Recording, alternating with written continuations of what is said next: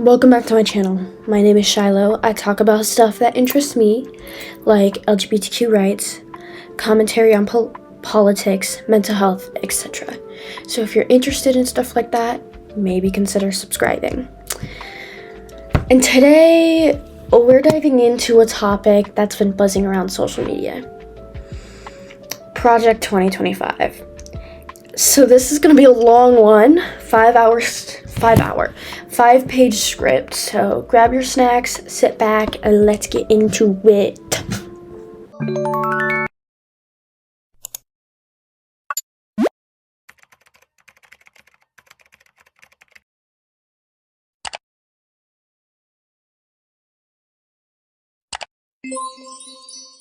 Now what the fuck is Project 2025? Project 2025 is a Heritage Foundation initiative to create a governing agenda for Donald Trump, should he win the presidential election in November against Democratic nominee Kamala Harris. The leaders of the project state that its goal is to go to work on day one to deconstruct the administrative state. The project also sets its goals to restore the family as a centerpiece of America and defend nation's sovereignty and borders and secure the God-given individual rights to live freely.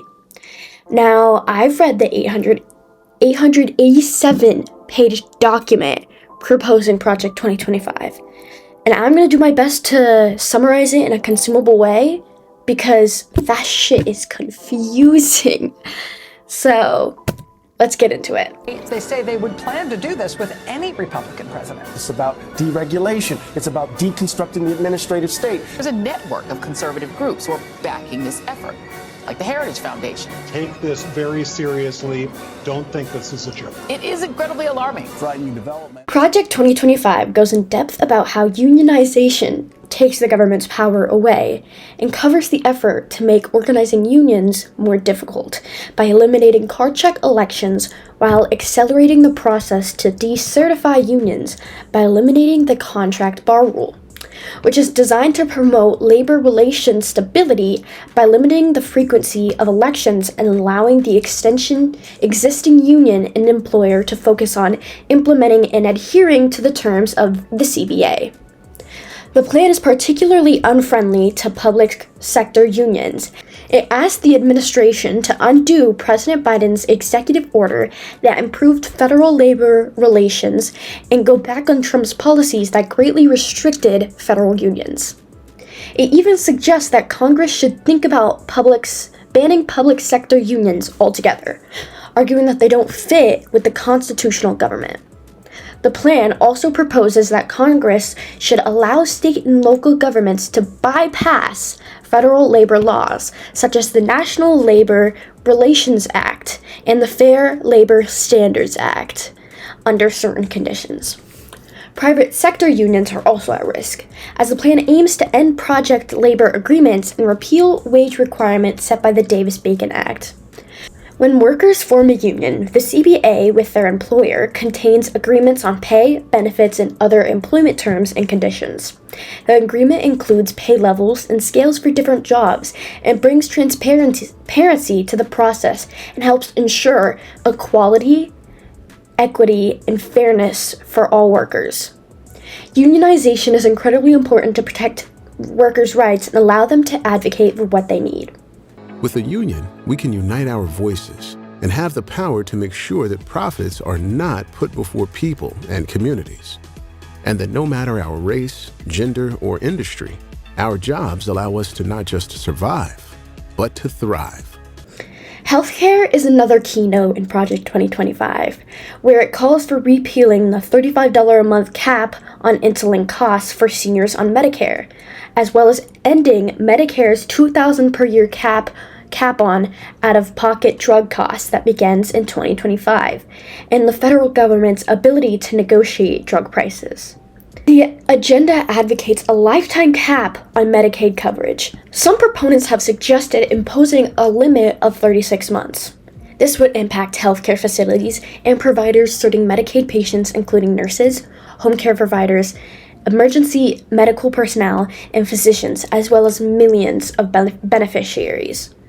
The report also encourages the Centers of Medicare and Medicaid Services, CMS, to clarify that states can adopt work incentives for able-bodied individuals receiving Medicaid. The blueprint recommends eliminating merit-based hiring for employment insurers, making it easier to place them with contractors. Project 2025 also proposes the complete elimination of the Head Start program, which serves more than 833,000 children living in poverty. Eliminating the Head Start program would drive up costs for all childcare, since it would take away childcare services when the demand for spots already far outspaces the availability. The document also calls for the dismantling of the Department of Education to facilitate school choice and increase parental control over schools. It would eliminate the Public Service Loan Forgiveness Program enacted during George W. Bush administration and phase out the Income-Driven Repayment Program and end the Biden-Harris SAVE initiative. It also calls for the dismantling of the Department of Homeland Security and consolidating other immigration agencies, increasing fees for immigrants and allowing a fast-track option for higher fees. The project advocates to end the prohibition against apprehending migrants in sensitive places like schools, playgrounds, and churches, and suggests using active-duty military personnel and National Guard to help with arrest operations on the border. The project unsurprisingly calls for building a wall on the Mexican border. Project 2025 also proposes massive cuts to both corporate and personal income taxes. The authors suggest the next administration should consider abolishing the Federal Reserve and returning to gold-backed currency. The author calls for cutting federal money for renewable energy and increasing energy production and security. They also suggest the National Oceanic and Atmospheric Administration, a part of the Department of Commerce, to be downsized due to their efforts of trying to raise alarm on climate change. The word or deletus fetus, which I can't say the real word on YouTube, appears more than 199 times in some form in the report, reflecting its extreme focus on the issue. Project 2025 proposes that the drug mifepristone be removed from the market entirely or limited to the first 7 weeks of pregnancy. The agenda calls for the Department of Justice to enforce the Comstock Act, which, some argue, bans the mailing of drugs. The authors call for the federal government to penalize states that require abortion coverage and private insurance by reducing their Medicaid funding by 10%. They also call on the CMS to disqualify any provider of the elective abortion from Medicaid. The plan recommends that the next president replace the Biden administration's Reproductive Healthcare Access Task Force with a pro-life task force. The report also calls on the Department of Health and Human Services to declare that men and women are biologically realities, and married men and women are the ideal natural family, eliminating the idea of transgender individuals recognized under the U.S. government, but has some thinking that even gay marriage may be under harsh scrutiny and possibly abolishment if this project were going to go through. Project 2025 calls for Trump to place the entire federal bureaucracy under direct control of the president, including agencies that historically acted with considerable independence, such as the Department of Justice. The blueprint proposes the elimination of civil service protections for thousands of government employees who could then be replaced by political appointees who are beholden by the executive. Heritage claims this policy, known as the unitary executive theory, would streamline decision-making, ensuring a more efficient government. Project 2025 is genuinely insane and confusing to try and understand. And I don't know where we go from here. Now, this is just what the Heritage Foundation is suggesting heavily, so we cannot say for sure that former President Donald Trump will actually put through when he's president, but it is highly likely it will happen if he were to be voted in. So what I suggest is I'm going to link the actual document, and I suggest going through and reading it in its entirety. I tried to summarize it the best way I can. I didn't go into full explanation though, and as it is 887 pages, but it is an incredibly harmful proposal and document for the upcoming presidency, and I highly recommend you vote this upcoming November if you're a United States citizen over the age of 18, and if you're younger than the age of 18, it's best to educate yourself. Especially in this time, it can be incredibly stressful. It's scary to think about.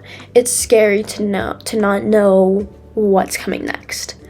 But it's important that you stay strong, because if you stay strong, you can uphold other people who are struggling. Project 2025 has very harmful goals. Alarming to me the most is the unionization abolishment. While you cannot completely abolish unionization, it gives back more power to the government considering unionization, and this is incredibly important that the people have power too. Unionization is not taking stuff away from the government, it's empowering the people to get their deserved rights. I believe that the government should not be able to take away the right to unionize, because if that were to happen, it's going to be very harmful to workers, especially workers in harmful situations. I also find it scary of the Head Start program. It makes me want to cry thinking about it. A lot of children in poverty, a lot of families in poverty need the Head Start program, and the proposal to completely eliminate the program in 2025 and beyond would drive up the costs for childcare, and I worry for the children. I worry for the families who cannot afford childcare. It's already hard enough. It's already hard enough to get childcare, so taking even more programs away from those in poverty, it's incredibly harmful. Another thing harmful is the climate. I mean, the climate in general, but Project 20 insinuation to cut federal funding for renewable resources and instead encouraging things like oil, and to downsize the effort to promote and alarm those of climate change. It used to be, you used to be able to avoid the idea of climate change, but the rapid environmental consequences in the world right now, you can tell it's happening. It's hard to avoid. And I think that the government, the Department of Commerce, should be able to alarm people and encourage renewable energy rather than non-renewable harmful energy. A resource can be replaced at the same rate in which the resource is used. Non-renewable resource is a resource that forms at a rate that is much slower than the rate that it is formed. I don't even know where to start. My state has completely abandoned after 7 weeks of pregnancy already, and there's just so much I could go into about it. And I know it's a very controversial issue, but to be frank, it's no one's business except the woman or the person who's having the.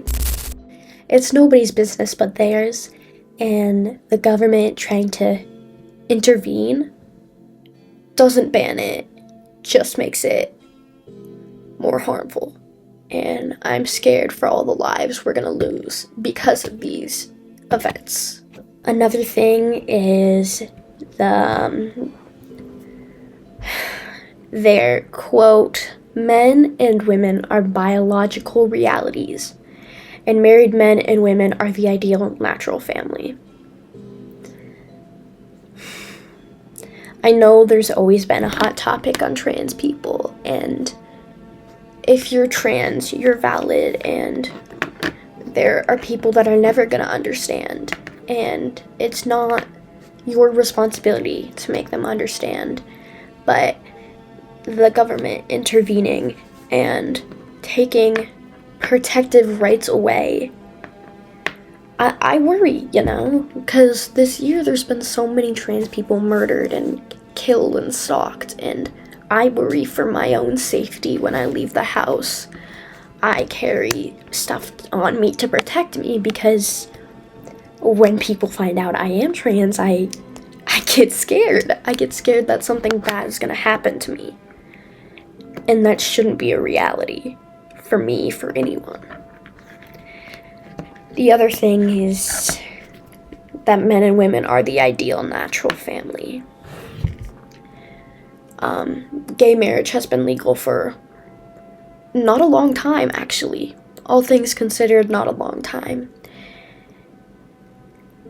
And this project has people thinking that it could be banned again. I highly doubt it, but I highly doubted a lot of things that happened to come true. For example, the Roe v. Wade being overturned. I was like, there's no way that's gonna happen. But here we are.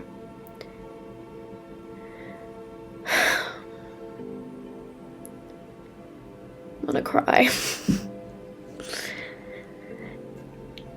It's so sad to read. It's just words on a paper. But when you think of the implication that this could all come true, that the government could be upholding these things, and it's heartbreaking. It affects everyone in the US, and outside the US. Countries could take this as oh hey, the US is doing it, let's do it too. I encourage people to vote. I heavily encourage it. Please vote, please vote, please. We need all we can get. I know there are no ideal candidates this November, and I know people who may not agree with me politically may just watch this and disagree, or may just watch this and be like, what the fuck is this? I can't say that. What the fuck is this talking about? But please vote this November. This is a plea now. I'm begging you, please vote. And if you can't vote, encourage people you know who can. Because there is such a low percentage of young people voting, and there's such a high percentage of older people leaning to the right, that one vote can make a difference. I know I was discouraged of voting this November because I'm like, what would my vote do? I don't like either of the candidates, and what would that do for me? But I think it's so important to let your voice be known. It's something I had to learn to do. It's something that I encourage a lot of young people to do now, because I used to be very closed off about my ideas, and that's why it took me so long to come out, and it was so scary. Please do your part. And if you struggle with that, please know that there are some people who can't. There's some people who can't have their voices heard. Incarcerated people, young people, people who are not technically citizens. They need your help, and it would do so good for everyone. So please do your research and do us a favor and vote this November. Thank you so much for watching. If you're new, like and subscribe. My videos aren't gonna be sad.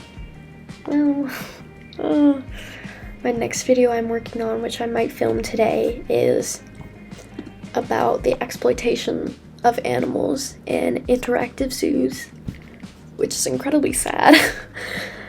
But I think my next one's going to be a nice video reacting on Reddit posts of Bad Women Anatomy. I've already saved posts about it, so it's not all gonna be me sitting here on the verge of tears talking about it.